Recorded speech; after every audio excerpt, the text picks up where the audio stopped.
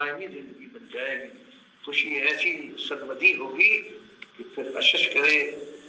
دنیا والے اس کا نام سن کر اور کسی ذہن میں اس کا خیال بھی نہیں ہے اس کی نعمتوں کا جو مالک فرماتا ہے وہ کچھ تیار کیا میں نے کہ ایسی چیز عادت تو عبادیت صالحین نالا علم بات، وہ نعمتیں میں نے تیار کی ہیں اپنے ان بندوں کے لیے جن کو کسی آنکھ نے کبھی دیکھا نہیں، ولا اذن سمیعت، جن کی خوبوں کی بھنک کسی کان میں نہیں، ولا خطا علی قلب بشر، اور کسی کے ذہن و خیال کے اندر دل کے اندر یہ خیال بھی نہیں آ پایا ہے کہ یہ کچھ ملے گا۔ اور اللہ کے نبی صاحب بخاری کی حدیث میں بیان فرماتے ہیں میرے ذریعے سے اور قرآن کے ذریعے سے اللہ نے کتنی نعمتیں بتائی ہیں، یہاں جو ذکر ہے ان نعمتوں کے علاوہ کا ذکر ہے، تو آپ اندازہ لگائیے کہ پروردگار کے یہاں کچھ کیا کچھ ہے۔ اور اتنی سی بات کے اوپر ایمان کے ساتھ چند سال کوئی اللہ کے تقوی کو گزار لے، خطا ہو جائے بھول ہو جائے بڑی سی بڑی توبہ کر کے پلٹ آئے اللہ کی رضا کے لیے،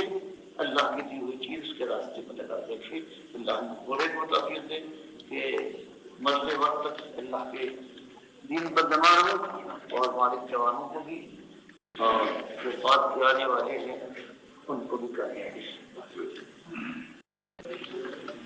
پیدائش کیونکہ ایسی غیر معمولی واقعہ نہیں تھا، اس کا کسی کو معلوم نہیں تھا کہ یہ نبی ہونے والے ہیں، اس لیے عربوں کے یہاں اتنی لکھت پڑھت تو نہیں تھی، جو عام طور سے 12 ربیع کہتے نہیں 9 کا جو ہے یہ زیادہ تر لوگوں نے کہا ہے کہ 9 ربیع ہوئی اس وقت پیدا ہوئے، 12 کو آپ کی وفات ثابت ہے، لیکن یہ ایک طرح ایسی بات ہوتی کہ معلوم ہوتا کہ نبی پیدا ہونے والے ہیں یا پیدا ہوتے اور کوئی زور و شور ہوتا تب یہ مخالفتی نہ ہوتی کچھ بھی نہ ہوتا، کچھ بھی نہیں، کوئی معمول کسی کو خبر بھی نہیں تھی کیا ہوتا ہے، تو اللہ کا پتہ آپ کو معلوم تو کیا ہوتا ہماری مل کتاب کتاب اور ایمان کی نہیں آتے،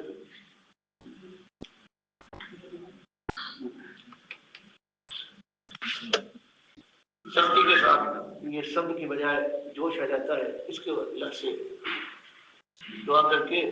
یہ تحمل کے ساتھ معاملہ ہوگا۔ یہ دور جو ہے یہ دعوت کا دور ہے، اس کے اندر خاص تحمل ہے، بعض جو مار کھا لیتا ہے خاموش رہتا ہے تو وہ زیادہ اللہ کے یہاں اس زمانے میں سختی ہے اور غصہ ہے کہ جہاں تک ہو سکے اللہ سے پہلے میں اس میں مبتلا ہوں، اللہ سے اس کی دعا کرتا ہوں آپ ان کے لیے بھی ہے،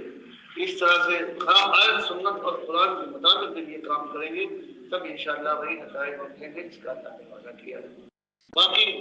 ہم بات وہی پیش کریں جو اللہ اور اس کے رسول کی ہے، اور طریقہ وہ اختیار کریں جو ان کا بتایا ہوا نہیں ہے، تب تو مشکل ہے کہ جو منزل ہمیں نہیں ہے۔ یہ مخلص آواز ہے ڈاکٹر مسعود الدین عثمانی رحمۃ اللہ علیہ کی۔ دیکھیے کس طرح ایمان اور اس کے تقاضے اور پھر اس کی بہاریں جنت کی کہ ایمان کے اوپر جم جاؤ تو اللہ کے سچے وعدے ہیں مخلص مومنین کے ساتھ، اور پھر یہ ہے کہ خلوص کے ساتھ یعنی زیادہ تیزی نہیں، نہ زیادہ کوئی غصے والا معاملہ ہے، آرام کے ساتھ اور تحمل کے ساتھ جماؤ کے ساتھ اگر یہ دعوت آگے بڑھے تو اس کا وہ نتیجہ نکلے گا سنت کے مطابق، یعنی نبی علیہ السلام کے طریقے۔ تو اصل میں جب سے یہ طریقہ بدلی کیا تھا محمد حنیف نے، جب سے انہوں نے کہنا شروع کر لیا تبلیغی جماعت والوں کے طریقے کے مطابق، تو اس وقت بھی بگاڑ آ گیا سمجھ لیجئے، اور پھر ان کے عقیدے کے اندر یہ خرابی آ گئی، سجدہ تعظیمی کا شرک لے کے آ گئے۔ تو اصل میں اس طرح معاملہ ہوا ہے، کاش یہ شرک ان کے اندر نہ آتا اور بے آرام سے چلتے،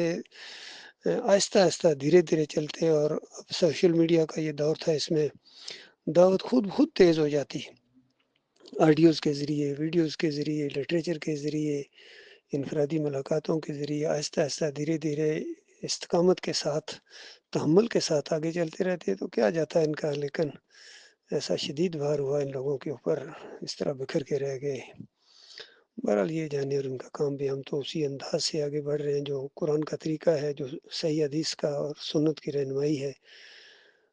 اگرچہ ہماری تعداد کم رہ گئی ہے لیکن عقیدے کے اندر مضبوطی آ گئی ہے، اور بہت ہی زیادہ اللہ تعالیٰ نے اپنی رحمت و شفقت سے جمائے رکھا ہے۔